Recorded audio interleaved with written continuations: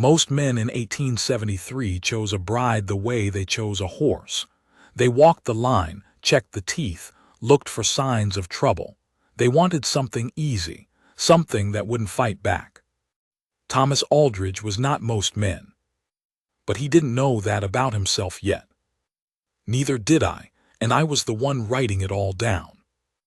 I've kept a ledger for 31 years. Not for money. I'm a poor man's accountant of moments. I write down what I see because I've learned that the things people try hardest to forget are usually the things most worth remembering. I was there the day Thomas walked into that trading post on the edge of the Llano Estacado and saw a woman that every other man in the room had already decided wasn't worth seeing. I wrote it all down. What I didn't expect was that writing it down would change me too. This is not a love story. Not exactly. It's something harder than that and something truer. The day Thomas Aldridge made the choice that would rearrange his entire life, I was trying to fix a broken pen nib with a piece of wire and a bad attitude. That's my quirk if you need one. I carry a ledger everywhere. Not a journal, I hate that word. It sounds like something a schoolgirl keeps under a pillow. A ledger. Column A, what I see. Column B, what I think it means. Column C is usually empty because I'm almost always wrong about column B, and I've learned to leave myself space for that.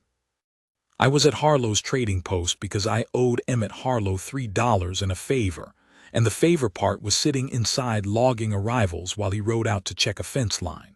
Simple enough. The Llano Estacado in late October is a wide, cold, mean piece of country, and Harlow's sat at the southern edge of it like a tooth that hadn't quite fallen out of a dying jaw. People came through because there was nowhere else, not because they liked it. The trading post held maybe 14 people that afternoon. I remember because I counted them, column a habit. 6 ranch hands from the Delaney spread, playing cards and losing money they didn't have. 2 brothers from somewhere east, trying to sell pelts that weren't worth the smell they brought in with them. A preacher who hadn't said a word in 2 hours, just sat near the stove like he was charging himself up. A woman named Dora who worked for Harlow in the unofficial capacity that polite people don't write down in ledgers. And then, near the back wall, 3 people I had not yet managed to categorize. An older Apache man, 60, maybe more, with a face that looked like it had been weathered by things weather alone couldn't explain. Beside him, a younger Apache man, maybe 20, who had the posture of someone being asked to stand in a room he'd been told his whole life he didn't belong in. And between them, half hidden by the angle of the light and the way the 2 men flanked her like a parenthesis. A woman. I wrote, Apache woman, back wall, approximately 25, not looking at anything in particular, or looking at everything without appearing to. I underlined that last part. It seemed important. She was wearing a blanket across her shoulders, dark blue with a frayed edge, and her hair was pulled back in a way that was practical rather than decorative. She had a burn scar on the left side of her face, not small, not the kind of thing that hid in shadow. It ran from just below her eye to the corner of her jaw, puckered and pale against her brown skin, the kind of scar that tells you something terrible happened and survived. The men in the room had been looking at her the way people look at things that make them uncomfortable, quickly and then away. She'd been in that post for over an hour before Thomas arrived, and in that hour I had not seen a single person speak to her, look at her for longer than 2 seconds, or acknowledge her presence in any way that a human being should acknowledge another human being's presence. I'm not proud that I was one of those people for the first 40 minutes. Thomas Aldridge came in just after 2 in the afternoon. He was tall in the way that some men are tall, not dramatic about it, just present. He had a rancher's hands and a rancher's eyes, the kind that were always doing inventory of a room without being obvious about it. He was 32 or so. He had a specific kind of tiredness on him, not exhaustion, something more deliberate than that, like a man who had been making decisions for a long time and was running low on certainty about whether they were the right ones. I noted him, Aldridge T. rancher, traveling alone, no obvious destination urgency. Holds his hat in his left hand while he looks around a new space. Nervous habit or respectful one? Uncertain which. He stepped to the counter, ordered something warm, and then turned around to find a place to stand. That's when he saw her. I was watching because I watch everyone. It's the ledger condition. It makes a man into something half human and half recording device. And I saw the exact moment Thomas Aldridge looked at the woman near the back wall. He didn't look away. That alone separated him from every other man in the room. He looked at her the way you look at something that has stopped you mid-thought, not because it's frightening, not because it's wrong, but because something in you recognizes it before your brain has finished the translation. She felt it. You could see it happen, a slight stiffening through the shoulders, the way a person braces for something they've been braced for before. She raised her eyes. Thomas didn't move. He didn't smile in the easy, performative way men smile at women they're performing for. He just looked, and then he nodded, small, honest. She held his gaze for a moment that I had trouble measuring. Then she looked away. Thomas stood there another beat, and I watched something move across his face that I still find difficult to name. Not attraction, though maybe that was in there somewhere. Not pity, though a lesser man would have made it that. Something closer to recognition. The way you feel when you read a sentence that says something you'd been thinking for years without knowing you were thinking it. He walked over. The younger Apache man, I would later learn his name was Kohana, her brother straightened immediately, his jaw setting. The older man, her father, did something subtler. He became very still, the way still water becomes a mirror. He was watching Thomas with the whole architecture of his attention, not visibly, but completely. Thomas stopped a respectful distance. He didn't crouch, didn't try to diminish himself to seem less threatening. He just stood and he said, and I was close enough to hear, my pen dried out against the paper. I'm Thomas Aldridge. I don't mean to intrude on your family. Kohana said nothing. His father said nothing. The woman looked up. And this is the part I've gone back to in the ledger 100 times, because what I wrote in column A was accurate but insufficient. She looks at him, her expression does not change, but something behind it does. What I should have written, what I understand now, is that she was performing the math that scarred women learn to perform around strangers. The calculation that runs beneath every social moment. What does this man want from me? And how much will it cost me when I find out? Her name was Nayland. I didn't learn that for another 3 hours. But I'm telling you now because she was a full person before Thomas Aldridge noticed her, and she'll be a full person after this story ends. And that's something the ledger has to make clear from the beginning. Thomas ordered food for himself, and then, without ceremony or announcement, ordered the same for the 3 people at the back wall. The room noticed. The card players looked up. Dora raised an eyebrow. The preacher, who had apparently been paying more attention than his silence suggested, turned his head a precise quarter turn. Harlow's cook, a taciturn woman named Bess who I had never seen smile but had also never seen flinch, brought 3 plates out without comment. She set them on a low crate near the back wall. There was no table there, just crates and a bench. And then she looked at Nayland for a second and did something I'd never seen her do. She straightened the plate, carefully, like it mattered how it landed. I wrote small acts of witness. Note these. Nayland's father accepted the food with a quiet gravity that communicated more gratitude than most men can fit into a speech. Kohana ate without looking at Thomas. Nayland looked at the food for a long moment, then looked at Thomas, who had sat down across the room and was eating his own meal and not performing generosity for an audience. She picked up the fork. That was the first hour.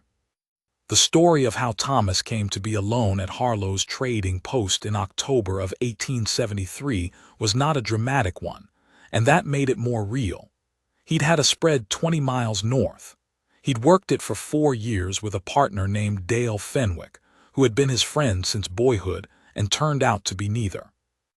Dale had taken the deed through a legal maneuver that Thomas hadn't understood until it was done, and Thomas had walked away from it with 2 horses, $200, and the kind of quiet devastation that doesn't announce itself because it's too busy dismantling things. He told me this later, in pieces, the way people tell things they're still figuring out how to carry. I wasn't even angry, he said. That was the part that worried me. I thought I should be angrier. I wrote, a man who distrusts his own absence of anger. Interesting, possibly dangerous, possibly the opposite. He was riding toward a cousin's place in the South, a loose plan stitched together with equal parts practicality and the particular numbness that follows betrayal. He had no specific timeline, no urgency. He had the kind of freedom that feels indistinguishable from being lost. Nayland's family was traveling a different kind of road. Her father was Chayton, a man who had once been a figure of standing in his community, who had watched that community shrink and fracture and scatter across 2 decades of loss that the history books would one day compress into a paragraph. He was taking Nayland south toward a kinship group they had relatives in, people who might take them in, because the alternative was a reservation that Chayton had refused with a quietness that was the loudest thing he ever did. Nayland had been burned in a fire 4 years earlier, a cooking fire gone wrong, the kind of accident that happens and then keeps happening every day afterward in the way people look at you. She had survived it. The surviving was not the hard part, she would tell me eventually. The hard part was everything the survival required of her, the constant management of other people's discomfort, the invisible labor of making your own face something people could bear to look at. She had stopped expecting to be seen in the way Thomas Aldridge saw her. That kind of stopped expectation is its own scar. It sits below the skin. By late afternoon, the trading post had thinned out. The card game broke up badly. I noted 3 names and a debt total in column A out of professional reflex. The brothers with the pelts left, still smelling terrible. The preacher finally spoke, said something brief and not unwelcome to Chayton, and then left without looking for a response. Thomas had been talking with Chayton for an hour by then. Not easily, Chayton's English was functional but not fluent, and Thomas's knowledge of any Apache language was approximately 0, but they were managing. People manage. I've noted this across 30 years of ledger keeping. Human beings are astonishing in their ability to find a language inside the space between languages. I was pretending to work on my pen nib. The wire wasn't helping and I'd accepted that, but it gave me something to do with my hands that wasn't obviously staring. Kohana had loosened slightly. Not warmly, not yet, but the rigid wariness had softened around the edges. He was watching Thomas the way you watch a horse that hasn't shown you its teeth yet, not convinced of safety, but no longer certain of danger. Nayland had not spoken to Thomas. He hadn't pressed it. He spoke across her, around her, in the way that actually communicated respect because it gave her the choice of when and whether to enter. He wasn't performing patience. He was just not crowding her. There's a difference between those things and most men don't know it. At some point, near evening, she did something that made me stop breathing for a second. She laughed. Not at Thomas, at something Kohana said, something in Apache that I couldn't follow. It was short, involuntary, the kind of laugh that escapes before you can decide whether to let it. She caught it quickly, and the familiar armor went back up. But for that half second, I wrote in column C, she was not always careful. There is a version of her that isn't. Thomas had heard it too. I saw the small thing that moved across his face, not triumph, nothing like that. Something quieter, like a door he hadn't expected was unlocked. He looked down at his coffee. Didn't say anything. Didn't need to. Harlow came back just before dark. found me still sitting at his counter with a broken pen nib and 3 pages of observations, and looked at the room with the quick survey of a man who runs a business at the edge of nowhere and has learned to read the temperature of a space fast. He looked at Thomas, at the back wall, at me. "Anything I need to know about?" he said. "Not yet," I said. He took my $3 and left me alone. Outside, the Llano Estacado was doing what it does at evening, turning the kind of dark that makes you understand why people invented fire, and then God, and then walls. The wind had a specific voice on that plane, a long, low frequency that wasn't quite human but wasn't quite not. Thomas stepped outside at some point, and I followed, because I'm a man who follows things he can't yet put in column B. He was standing at the edge of the porch, looking at the dark, his hat in his left hand. "You write everything down," he said without turning. "I noticed." "Habit," I said. "What do you do with it?" "Nothing useful. I just like knowing what happened, as accurately as possible." He was quiet for a moment. Then, "Most people don't look at her." It wasn't a question. It wasn't a judgment, either. It was the kind of statement that people make when they're still processing their own reaction to something. "No," I said, "they don't." "Why did I?" he said. And that was an honest question. He wasn't being rhetorical, wasn't performing depth. He genuinely seemed to be asking himself out loud, in the way that men who are usually quiet do sometimes when the dark gives them cover. I didn't have an answer. I wrote it in column B later, because some people have the particular kind of sight that grief clears. He had lost something recently. Loss, when it doesn't make you closed, makes you open. He was open. But I didn't say that on the porch. I just stood there with him for a while, and the wind talked, and eventually we went back inside. Naylin was still at the back wall, wrapped in the blue blanket, her eyes closed, though I couldn't tell if she was sleeping or just done with the day. Thomas sat down on the far side of the room. He opened his saddlebag and took out a small book, not a ledger, something else, worn soft with use, and began to read. I wrote in column A, he does not look at her again tonight, but his awareness of the room has changed. It's oriented differently now. Everything has a new center of gravity. The morning came in sideways, the way mornings do on the Llano when the cold has been sitting up all night waiting for you. I woke before the others, another ledger habit. The early light is honest in a way that mid-morning tries to cover, and the trading post had that particular silence of a space that holds sleeping people. Bess was already at the stove, moving with the quiet authority of a woman who had been awake for an hour before anyone else noticed the world existed. Chayton was sitting upright near the wall. I wasn't sure he'd slept. His eyes were open, and they had the settled, unfocused quality of someone who had been thinking carefully about something and had reached, if not an answer, then at least the shape of the question. Naylin was still wrapped in the blue blanket, her back against the wall, knees drawn up. She was awake. I could see it in the angle of her shoulders, the way she was holding herself. Sleeping people collapse a little. Awake people, even still ones, are working. Kohana was asleep, one arm thrown over his face, which made him look younger than his 20 years. He had a cut on his hand, I noticed, old, healing, that I hadn't clocked the day before. I wrote it down. Column A, you don't know what details matter until later. Thomas was already awake and outside. I found him at the water trough, washing his face with a ruthlessness that suggested he was trying to decide something. "You're still here," I said by way of good morning. "Apparently," he said. "Your cousin's place isn't going anywhere." "Neither is this." I didn't write that down. I should have. It was the most honest thing he said in 2 days. The morning rearranged itself around the particular business of people who are traveling and have nowhere urgent to be. Bess made something with cornmeal that wasn't good but was hot, and hot mattered more than good in that weather. Thomas ate with Chayton again. The conversation had settled into a rhythm, not fluent, not easy but workable. Thomas had a quality I've noted in a specific kind of person.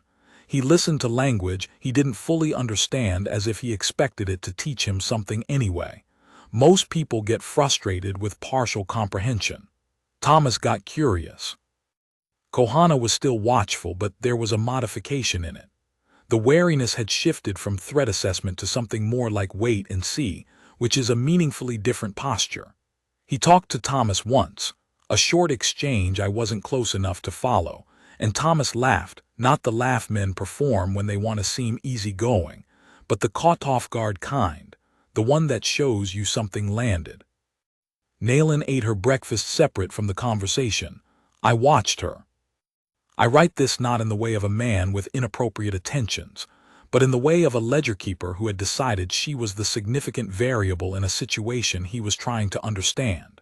She ate carefully, deliberately, small, even bites. A person who had learned at some point that you cannot always count on the next meal to come, and so this one deserved attention. She caught me watching. I looked away first, and then felt like a fool for it, because looking away is exactly what everyone else had done, and I'd already judged that. I looked back. She raised one eyebrow barely. It was dry and precise and slightly devastating, and I wrote in column B. She has a sense of humor that she rations carefully, like anything else in short supply. The situation changed mid-morning, because situations always change mid-morning when you'd prefer they didn't. 3 men came in from the north, off the road, with the particular energy of people who had been riding hard and hadn't decided yet what they were going to do about it. I clocked them fast. Armed, underfed, the kind of tired that makes people unpredictable rather than slow. The one in front was maybe 40, lean in the face, with the eyes of someone who'd had things go wrong enough times that he'd begun to assume it was the default state of the world. His name, I would learn later, was Cord. Cord came in, swept the room, and stopped on the back wall. It wasn't Nayland specifically that stopped him. It was them, 3 Apache people in a trading post on the Llano, which in 1873 was a fact that certain men had strong feelings about. Cord was one of those men, and the feelings were not good ones. I won't reproduce what he said. I wrote it down in the ledger and then drew a line through it, because some things deserve documentation but not repetition. The short version is this. He questioned their right to be in the space, using the specific language of a man who had decided in advance that some people had a right to space and others were there on a kind of temporary, revocable permission. Chayton looked at him without expression. That was its own kind of response, the absolute stillness of a man who has been told he is less than he is enough times that the accusation no longer reaches him, though the anger at it is another matter. Kohana's hand moved. Thomas stood up. He didn't stand up the way men stand up for a fight, no puffing, no angling for angle. He just stood up, the way a wall stands up, present and solid and not going anywhere. These folks are guests here same as us, he said. He said it with the flatness of a man stating a weather fact. No invitation to argument in it, just the statement. Cord looked at him. You know these Indians. I know they were here before you were, Thomas said, and they'll be here after. A moment passed that had significant weight per square inch. Cord's 2 companions were the decisive factor. They'd lost interest when they clocked that the room wasn't going to give them easy ground. Men like Cord, I've noted, need an audience willing to be impressed. His wasn't. He said something under his breath, got what he came for at the counter, and left. The room exhaled. I realized I had been holding my pen so hard my hand hurt. I wrote Thomas Aldridge is not afraid, or is afraid and does it anyway. Second one is more interesting. What happened after was small and enormous. Chayton looked at Thomas.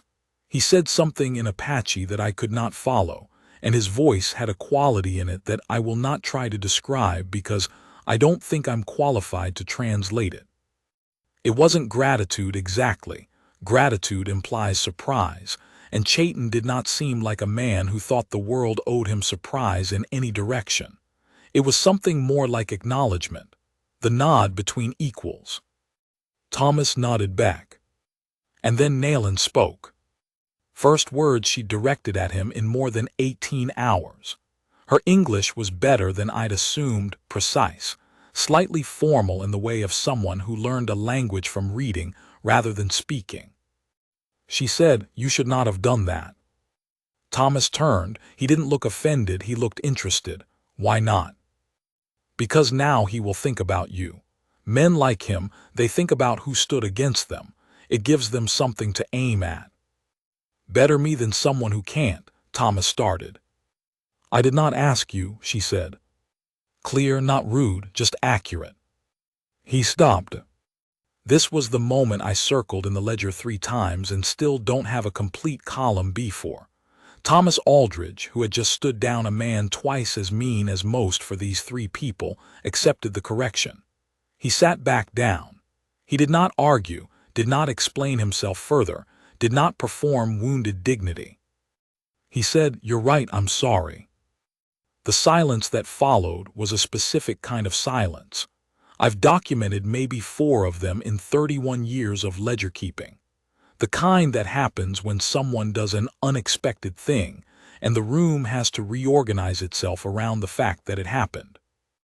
Kohana looked at Thomas with something new. I wrote, "Assessment updated. Watch this." Nayland looked at her hands. She had strong hands. I noticed capable rather than decorative, with the particular quality of hands that have been used for real work and know what real work feels like. She said after a moment, "It was still a kind thing."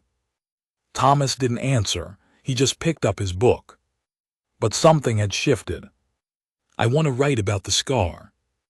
Not in the way that scars in stories usually function, not as a symbol of damage, not as something to be overcome or explained or made peace with for the reader's satisfaction. I want to write about it the way I observed it, as a fact that lived in the room with us and meant different things to different people. To Cord and men like Cord, it was information about her value, which they had already decided was minimal. To the card players who'd left the day before, it was a reason to avoid looking. To Bess, who had straightened the plate, I don't know. Bess was her own ledger. To Thomas, from what I could observe, it was simply part of her face, which sounds like a small thing and is actually a revolutionary one. The human face is the territory we navigate each other through, and when part of that territory is altered, most people lose their footing. Thomas didn't lose his. I still don't know if this was because he was extraordinary or because the loss of his land had stripped away some layer of pretense about what mattered, or because he was just, in this one specific way, a man who looked at people instead of at what he expected to see. Nayland, for her part, had built a kind of fortress around it. Not of bitterness, that's too dramatic, and she wasn't dramatic. Of precision, of control over every interaction so that she decided what was given and what was taken. The laugh that had escaped the day before, that was the exception that showed me the shape of the rule. She had survived the fire. She had survived, harder still, the 4 years of other people's reactions to the fire. She had adapted herself into a person who needed very little from other people, because needing things from people who won't give them is a specific kind of suffering that you can, with enough practice, engineer your way around. She was very good at it. And she was, I suspected, very tired of being good at it. I walked with Thomas late in the afternoon, while Harlow watched the counter. He didn't start talking immediately. He had the habit of silence that some people develop, not uncomfortable silence, just a preference for letting things arrive in their own time rather than pulling at them. "Where did you say your spread was?" I asked.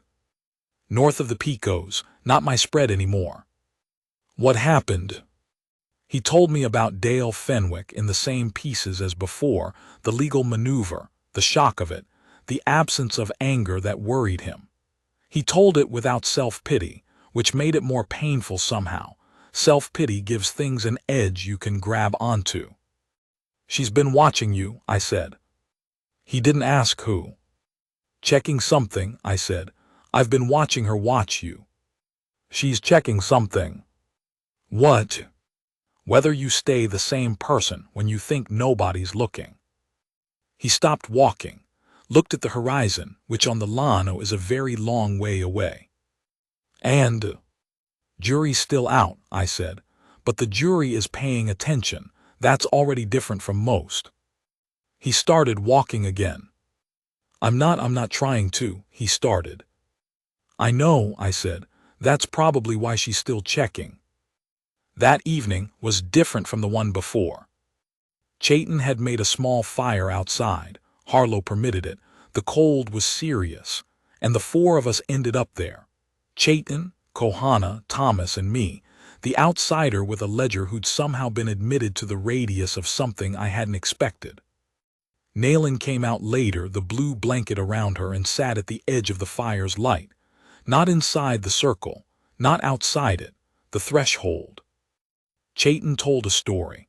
I could only follow it in pieces. Kohana translated a few phrases. Thomas understood nothing and listened completely. The story was about a river and a decision and something that had happened on a night that no longer existed except in the telling. I noted what I could in column A, water. A choice. Something lost. Something carried. Thomas, when it ended, was quiet for a long time. Then he said, "My father used to say you can't go back to the river, but you carry the water." Chayton listened to Kohana's translation. Then he looked at Thomas with the specific look of a man who has been surprised by something he thought he'd already finished being surprised by. He spoke. Kohana said, "He says you sound like a man who has lost something." "I have," Thomas said. Kohana translated. Chayton spoke again. "He says good loss teaches."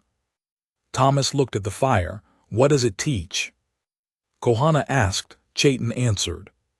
"He says that is what the rest of the journey is for." Nayland from the edge of the firelight said nothing, but she had moved incrementally, almost without any of us noticing. She was a little closer to the circle than she'd been when she sat down. I didn't write it in the ledger that night. Some things I'm learning to just see. The third morning came with a decision in it. I felt it when I woke, the way you feel a change in weather before the weather changes, something in the pressure of the air inside the trading post, something in the specific quality of the silences between sounds. Harlow was restocking shelves with the particular vigor of a man who has decided to be useful in order to avoid thinking about something else. Bess was at the stove.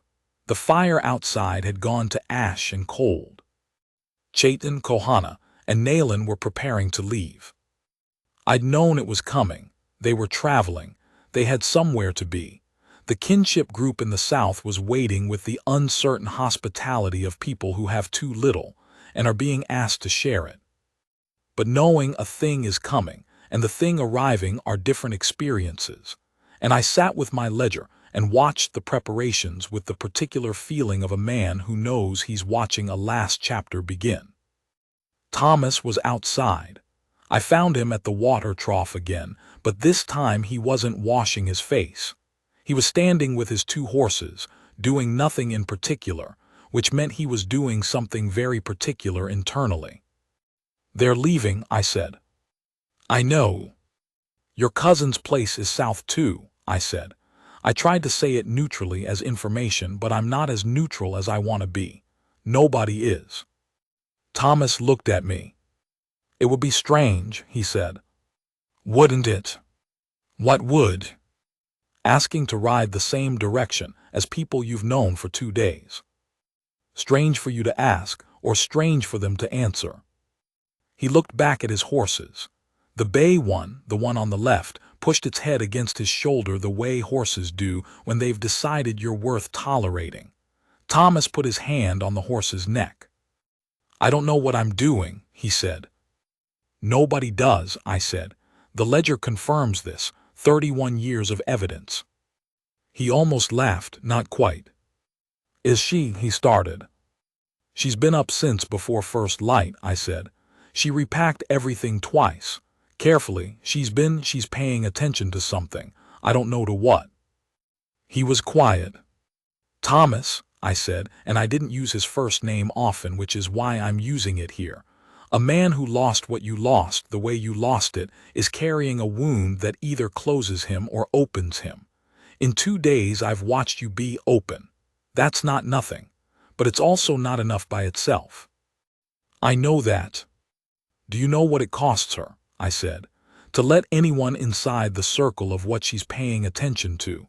After everything she's had to, do you know what that costs? He turned and looked at me with the particular expression of a man being told something he already suspects, but needed to hear in language he can't dismiss. Yes, he said quietly, I think I'm starting to.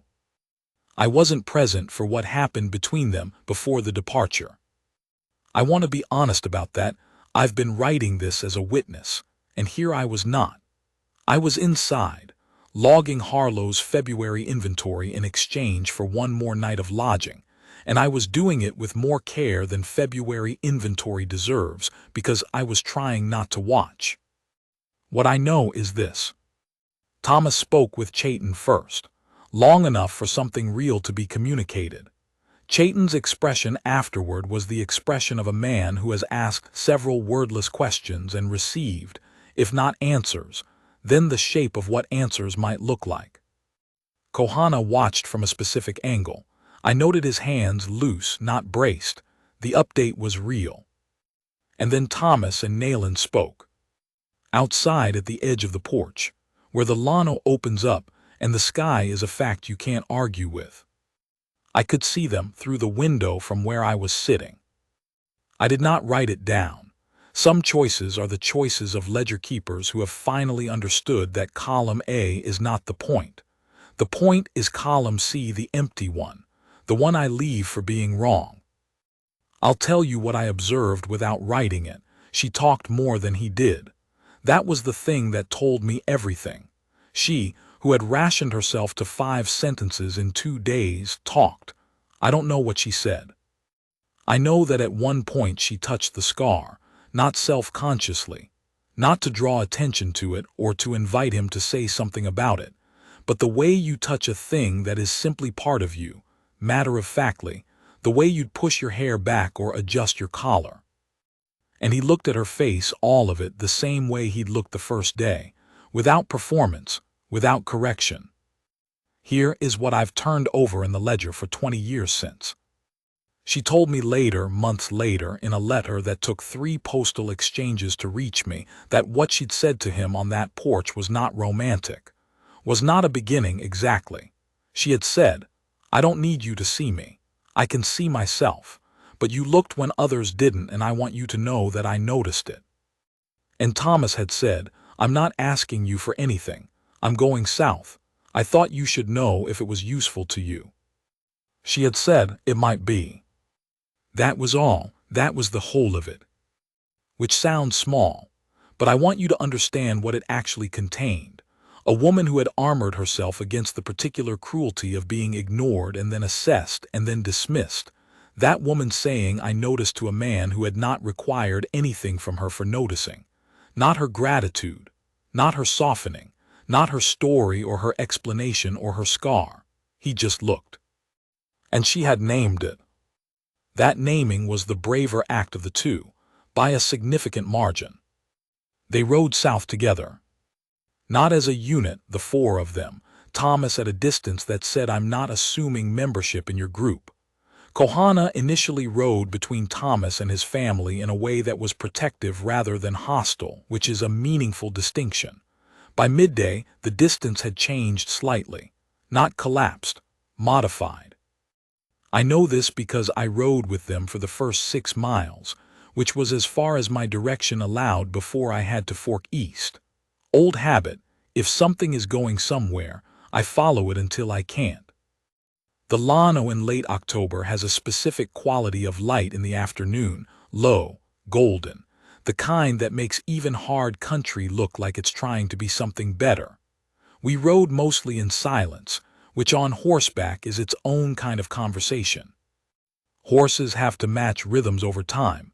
It's something you can't force. At the fork, I pulled up. Chaitin stopped and looked at me. He said something to Kohana. Kohana said, "He says you should keep writing things down." I laughed, which surprised me. "Tell him I will," I said. Kohana told him.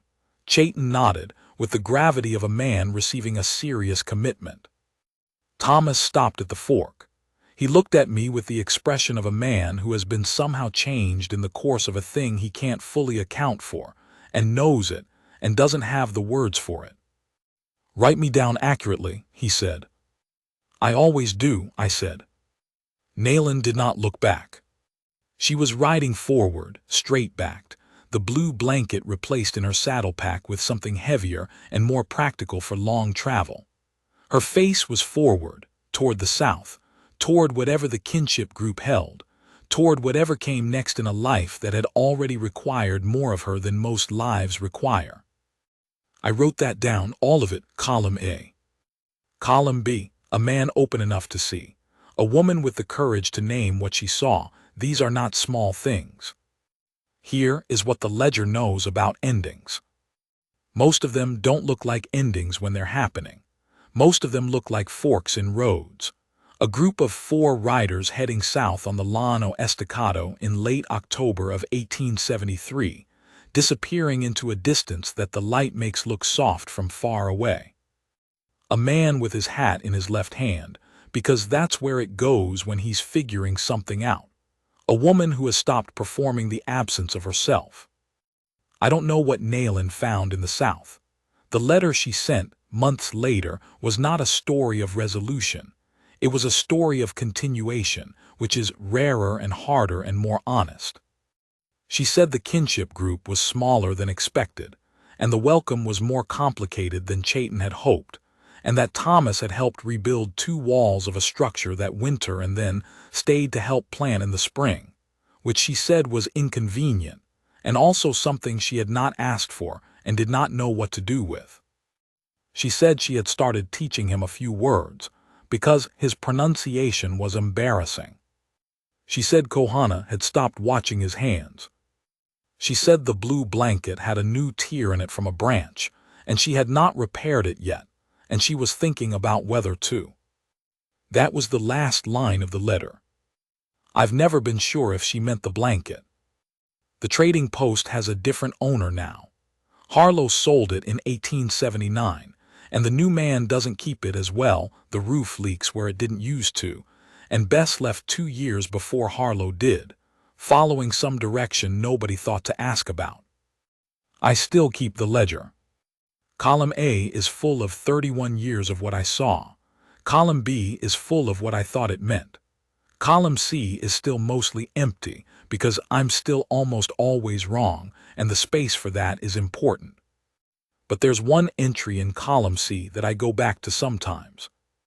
It's from the first evening, after Thomas and I came in from the porch, and Nayland was sitting against the wall with her eyes closed. I wrote it and then forgot about it for 20 years. It says, they are both, in their different ways, carrying something that hasn't found its shape yet. I don't know what made me write that. I don't know what I meant by it at the time. But I think now that the shape of a thing you're carrying is not always something you get to see for yourself. Sometimes it takes another person looking.